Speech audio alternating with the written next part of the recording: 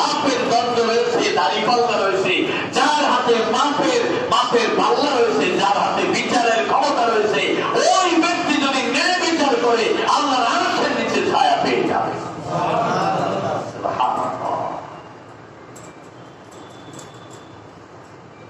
আল্লাহ তাআলা রাসূল সাল্লাল্লাহু আলাইহি ওয়াসাল্লাম সাহাবীরা আরজ করেন, ইয়া রাসূলুল্লাহ, যারা বড় দায়িত্বশীল তারা 1 নম্বরে কাতা পেয়ে থাকে। আল্লাহ রাসূল বলেন প্রত্যেকেই দায়িত্বশীল। ইয়া রাসূলুল্লাহ, আমার তো কোনো অত বড় দায়িত্ব নাই। হুজুর বলেন কেন? আলা কুল্লুকুম রাই, আলা কুল্লুকুম রাই, প্রত্যেকেই রাখা, প্রত্যেকেই দায়িত্বশীল। নবীজি বলছেন প্রত্যেকেই দায়িত্বশীল। আলা কুল্লুকুম রাই, প্রত্যেকেই দায়িত্বশীল। সুবহানাল্লাহ। একজনের দায়িত্বে 3 জন লোক, আরেকজনের দায়িত্বে 30 জন লোক, আরেকজনের 3000 লোক, আরেকজনের দায়িত্বে 3 লক্ষ লোক, আরেকজনের লোক দায়িত্ব 20 কোটি লোক। আছে না? আছে না? মোবাইলের সাথে ইচ্ছা করলে সারা পৃথিবীতে জন্ম হয়, এক জায়গায় বসে প্রতিবাদ করা যায়, সারা দুনিয়ায় আল্লাহর ন্যায়ের কথা পৌঁছিয়ে দেওয়া যায়। ঠিক কিনা?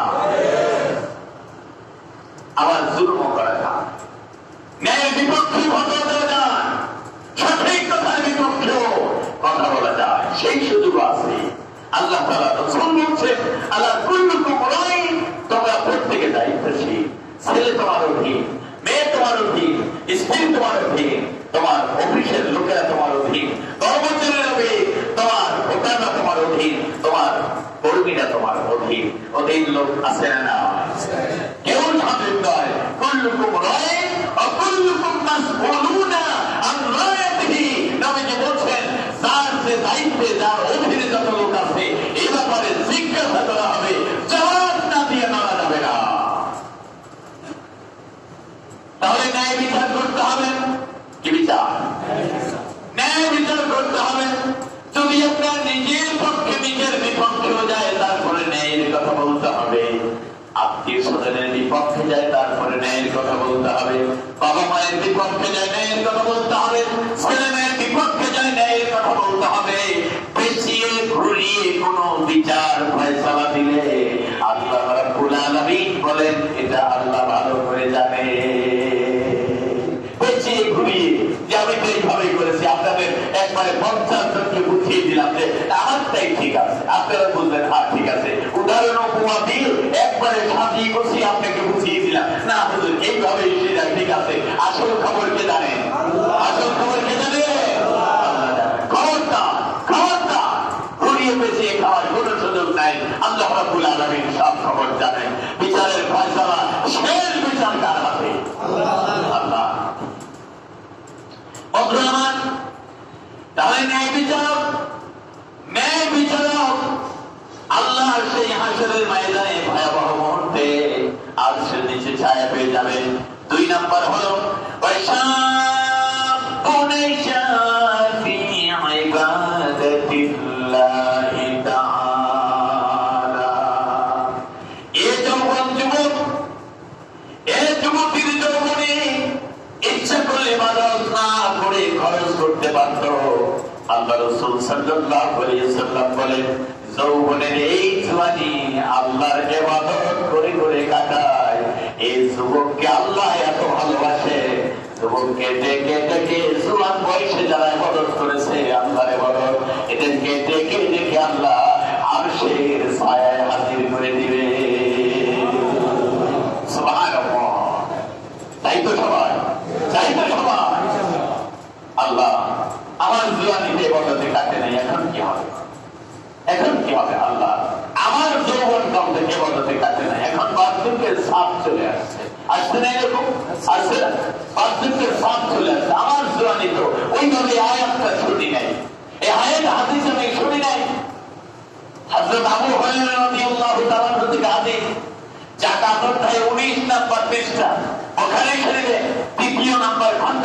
আল্লাহ রাসূল সাল্লাল্লাহু আলাইহি ওয়াসাল্লাম বলেন যে যুবক জওয়ানিকে আল্লাহর ইবাদতে কাটিয়েছে, আল্লাহ রাসূল বলেন তাকে হাসরের ময়দানে আরশের নিচে ছায়া দেওয়া হবে। আল্লাহ আমি তো পারলাম না, আমার জওয়ানি তো আমার যৌবনকালটা যেভাবে দরকার ছিল তাতে আল্লাহর ইবাদতে কাটাতে পারিনি। এইরকম জোয়ারি পাস হয়ে যায় না, কি বলেন, যায় যেই রকম দরকার ছিল ওই রকম পারিনি, যেরকম দরকার ছিল পারিনি। আল্লাহ রাব্বুল আলামিন বলেন ইল্লা মান তাবা, আল্লাহু আকবার, সূরা ফুরকানের আয়াত, ইল্লা মান তাবা ওয়া আমানা ওয়া আমিলা সালিহান ফায়ুবাদদিলুল্লাহু সাইয়্যাতিহিম হাসানাত। বান্দা, অপরাধ তুমি করেছো আমার কাছে জমা, আমার কাছে জমা আছে, সওয়াব তুমি করেছো আমার কাছে জমা আছে। বান্দা, তোমার সওয়াব গুনাহ ওইগুলা আমি সবসময় জানিয়ে দেখি। তুমি যদি আজও তওবা করো, আমার আয়াতের প্রতি ঈমান আনো, আজ যদি তওবা করে স্থির করো, এই বার্ধক্য বয়সে যদি কথা দিতে পারো, যেই কয়টা দিন আমি বাঁচিয়ে রাখবো তোমাকে জানালাম না, যেই কয়টা বছর বাঁচিয়ে রাখবো তোমাকে শোনালাম না, তোমার জানা নাই ওই হায়াতটা তুমি আমাকে দিবা, ওই জীবনটা আমাকে দিবা, ওই সময়গুলো আমাকে দিবা, কথা দিতে পারো, আমি তোমার যৌবন কালটা গুনাহগুলো পাল্টাইয়া সওয়াব দিয়া ভরে দিলাম।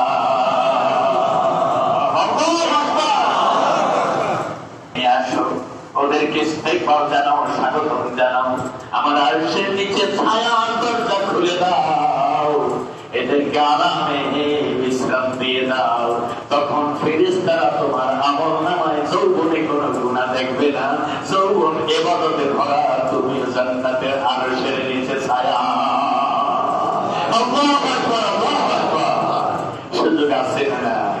সুযোগ আছে না? আছে। কথা দিতে হবে, ভুলে গেলে হবে না।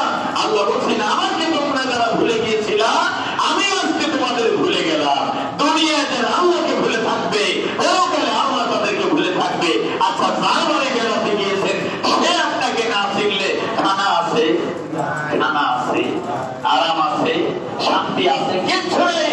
বরং আপনিও মানুষ, একদম চোর মানুষ, চোর তোমাকে তাড়িয়ে দেওয়া হয় সন্দেহ করে, আপনি মেহমান তারপরে তাড়িয়ে দেওয়া হবে যদি বাড়িও আপনাকে পরিচয় না দেয়, ঠিক কিনা? সর্বনাশ। আল্লাহ বলছেন তুমি আমাকে যেইভাবে ভুলে গিয়েছিলা, আমিও তোমাকে ওইভাবে ভুলে। তাহলে যৌবনকালটা শ্রদ্ধা দিতে হবে, যৌবনকালটা দান করতে হবে, যৌবনকালে আল্লাহর সন্তুষ্টি অর্জন করতে হবে। 2 নম্বরে নবীজি বলেছেন সেই যৌবনকাল, সে জোয়ানদার যৌবনকালটা আল্লাহর ইবাদতে কাটালো। অরাজুলুন কলবুহু মুআল্লাকুন ফিল মাসাজিদ। 3 নাম্বার, আমলের অধিকারী আল্লাহর আরশের নিচে স্থান পেয়ে যাবে। 3য় নাম্বার হলো যোহর নামাজ, জুমার নামাজ আদায়ের পরে মসজিদ থেকে বের হওয়ার সময় এই কথা বলে, আল্লাহ আপনি আমাকে দয়া করে হায়াত বাড়িয়ে দিয়ে, আপনি যদি হায়াত বাড়িয়ে দেন, আবার আসর নামাজে আমি হাজিরা দিতে চাই, আপনার কাছে থাকতে আমার ভালো লাগে, শুধু আপনি আমাকে নিষেধ করেছেন বলে মসজিদে বসে থাকি না। মসজিদে বসে থাকা নিষেধ কার? আল্লাহ। মসজিদে বসে থাকা নিষেধ, এই কথা তো কোনোদিন শুনি নাই। আজকে নতুন শুনতেছি মসজিদে আসার আদেশ আছে, মসজিদের থেকে বের হওয়ার জন্য মসজিদ বসে থাকার নিষেধ, এই কথা তো শুনি নাই। এই কথা আমিও শুনি নাই। তবে মসজিদ থেকে বের হয়ে যেতে হবে, বের হয়ে যাও, বের হয়ে যাও, বের হয়ে যাও। তার মানে বসে থাকো আছে, বসে থাকে এখানে আছে। আল্লাহ রাব্বুল আলামিন বলছেন সূরা জুমার ভিতরে, ফাইযা কুদিয়াতিস সালাতু ফান্তাশিরু ফিল আরদি ওয়াবতাগু মিন ফাদলিল্লাহ। সুবহানাল্লাহ। আল্লাহ রাব্বুল আলামিন বলছেন নামাজ যখন শেষ হয়ে যায় আর মসজিদে থাকবে না, জলদি করে বেরিয়ে পড়ো। তোমার দোকান আছে, তোমার ব্যবসা আছে, তোমার চাকরি আছে, তোমার বাবা আছে, তোমার মা আছে, তোমার স্ত্রী আছে, তোমার পুত্র আছে, কেউ নেই তোমার আত্মীয় স্বজন আছে, কেউ নেই তোমার জীবনটা আছে, তোমার ভরণ পোষণের চাহিদা আছে, তুমি রুচি অন্বেষায় জমিনে ছড়িয়ে পড়ো। সুবহানাল্লাহ। কার হুকুম? আল্লাহ। সে আয়াতে বললেন ইযা নুদিয়া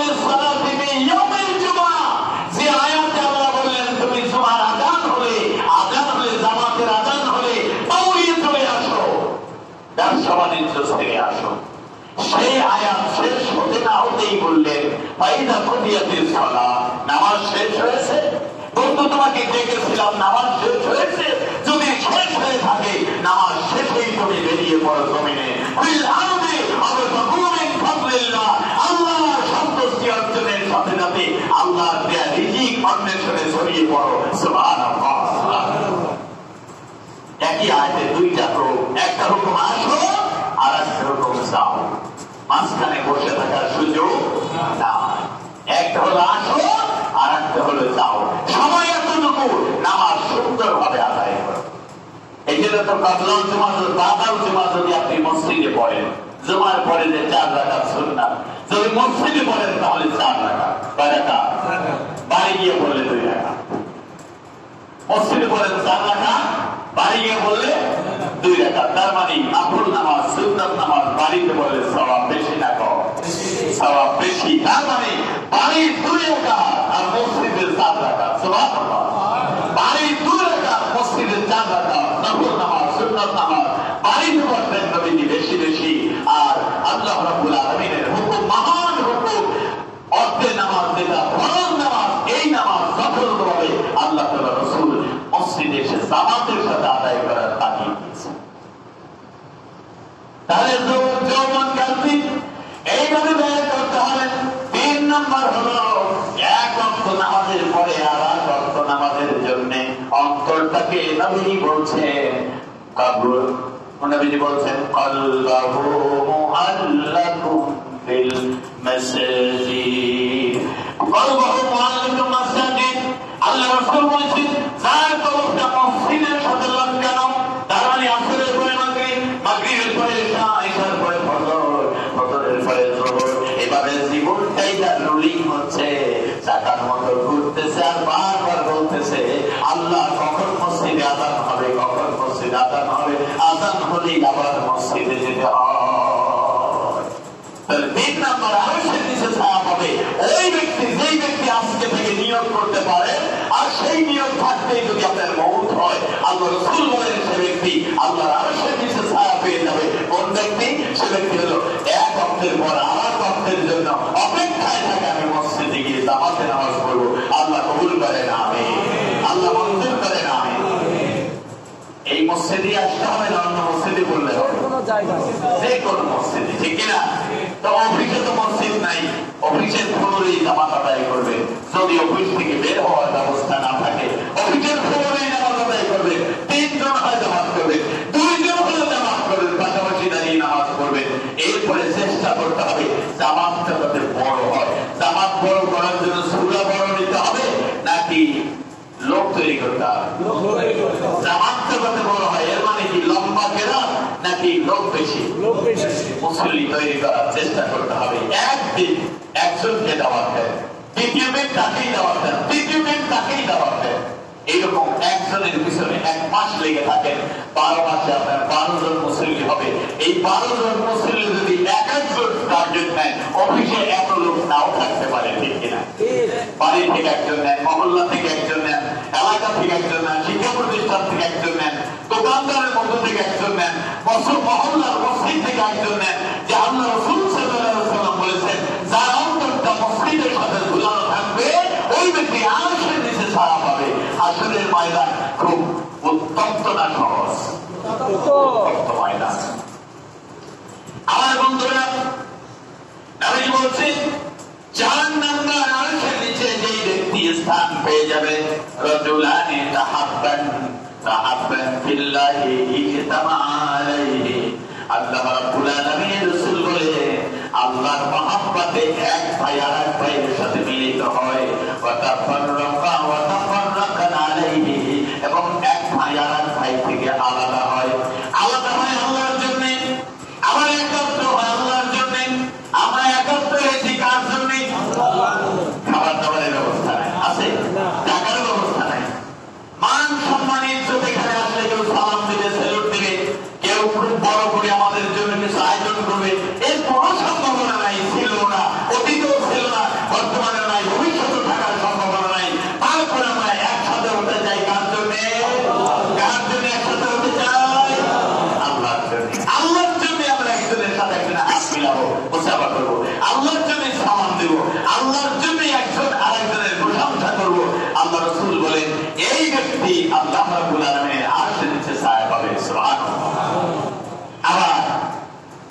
জায়গায় বসেছি, হঠাৎ করে কথা বলতে বলতে আপনাকে দেখি ভিন্ন প্রসঙ্গ আছে, যাতে আপনাকে হেও করা যায়, খাটো করা যায়, আপনার আল্লাহকে এখানে ছোট করা যায়, আপনার রসুলকে ছোট করা যায়, আপনার উস্তাদকে খাটো করা যায়, আপনার প্রাণ প্রিয় নেতাকে খাটো করা যায়। এইরকম সমালোচনা সেখানে শুরু হতে যাচ্ছে। থাকবেন না উঠে আসবেন, আস্তে করে উঠে আসবেন। আল্লাহ তাআলা বলছেন, ওয়াইদা খাতাবাহুমুল জাহিলুনা ক্বালু সালামা, ওয়াইদা খাতাবাহুমুল জাহিলুনা ক্বালু সালামা, ওয়া ইবাদুর রহমান আল্লাযীনা ইয়ামশুনা আলাল আরদি হাওনা। দয়াময় রহমানের বান্দারা এইরকম, সূরা ফুরকানের আয়াত। দয়াময় রহমানের বান্দারা এইরকম যে তারা মাটির মানুষ, মাটি দিয়ে চলে। যদি কোন জাহেল মূর্খের সাথে তর্ক বাঁধার সম্ভাবনা হয়, ছেলে তো পারবে না, সংখ্যায় কম, ইলমেও কম, যোগ্যতায় কম, ওদের সাফাই জোর বেশি, ওদের শক্তির জোর বেশি, বন্দুকের নলে পাওয়ার বেশি। এজন্য ওদেরকে বলতে হবে, থাকো তোমরা এখানে, তোমরা ভালো থেকো, আমাকে ছেড়ে দাও, আমি চলে যাচ্ছি। ওয়াইদা খাতাবাহুমুল জাহিলুনা ক্বালু সালামা, ওই জাহেলদের সাথে বেহুদা তর্কে সে সময় নষ্ট করে না। ও তো সময় আমার নাই, আমি ভিন্ন পথে যাব, সেখান থেকে সে বিচ্ছিন্ন হয়। আল্লাহ রাসূল বলেন, সেই ব্যক্তি আল্লাহর মহব্বতে একত্রিত হয় আর আল্লাহর জন্য বিচ্ছিন্ন হয়, ওই ব্যক্তি হাসরের ময়দানে আরশের নিচে ছায়া পাবে। সুবহানাল্লাহ, সুবহানাল্লাহ, বলুন সুবহানাল্লাহি ওয়া বিহামদিহি, সুবহানাল্লাহিল আযীম। আল্লাহ আমাকে মাফ করে দিন। আমিন, আমিন, আমিন। শক্তি আমার না আল্লাহ। বলুন কার শক্তি? আল্লাহ। আমার কোন শক্তি নাই, আপনার দয়া দিয়ে আমাকে রহম করুন। আমিন, আমিন। 5 নম্বর আলোচনা নিচে ছায়া পাবেন, রাজুলুন দাআতুহু ইমরাতুন যাতু মানসাবুন জামালিন। ওই যুবক, ওই যুবতী, ওই মহিলা, সেই পুরুষ যাকে ডেকেছে, কোন পুরুষকে ডেকেছে, কোন মহিলা, কোন নারী ডেকেছে, সম্ভ্রান্ত পরিবারের সুন্দরী নারী তাকে ডেকেছে, অন্যায় পা বাড়াবার জন্য তাকে আহ্বান করেছে। আর আল্লাহ রাব্বুল আলামিনের এই বান্দা বলে ফেলেছে, ফাকালা ইন্নী আখাফুল্লাহ, তুমি যা বলো আমার কাছে ভালো লাগে, কিন্তু আমি আল্লাহকে যে বেশি ভয় করি, এই জন্য আমি তোমার প্রস্তাব মানতে পারি না।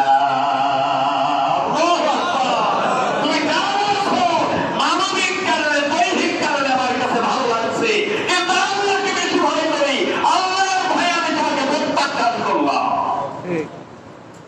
কার ভয়ে? ইন্নী আখাফুল্লাহ, আমি আল্লাহকে ভয় করি, আমি আল্লাহর আযাবকে ভয় করি, আমি আল্লাহর শাস্তিকে ভয় করি। আল্লাহ রাব্বুল আলামিনের রাসূল বলে, এই লোকটাকে আল্লাহ তাআলা ময়দান থেকে বাছাই করে করে, ময়দান থেকে বাছাই করে করে হাসরের ময়দানে আরশের নিচে ছায়া দিয়ে দিবে। এই দিক দিয়ে একটা ঘোষণা হয়ে যাবে, এদিক দিয়ে একটা ঘোষণা হয়ে যাবে, ইন্নাল্লাযীনা আমানু ওয়া আমিলুস সালিহাতি কানাত লাহুম জান্নাতুল ফিরদাউসি নুজুলা খালিদিনা ফিহা লা ইয়াবগুনা আনহা হিওয়ালা।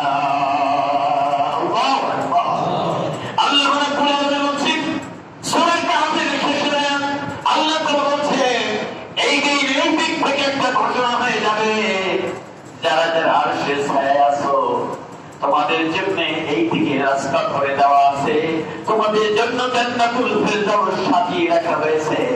এসব তোমরা বিনা হিসাবে আল্লাহর জান্নাতে চলে যাবে। লা ইলাহা ইল্লাল্লাহ, লা ইলাহা ইল্লাল্লাহ।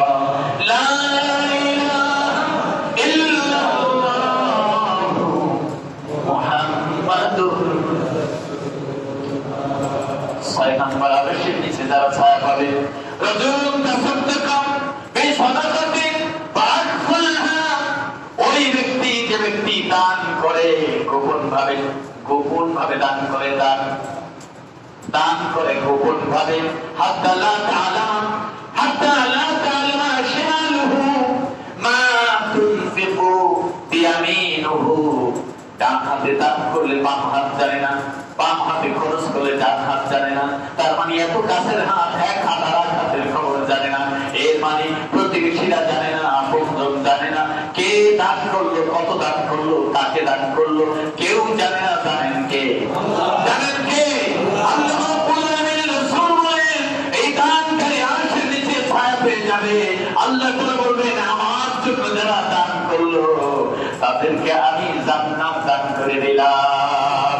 ইন্নাল্লাহ আশতারা মিনাল মুমিনিনা আনফুসাহুম ওয়া আমওয়ালাহুম বিআন্না লাহুমুল জান্নাহ।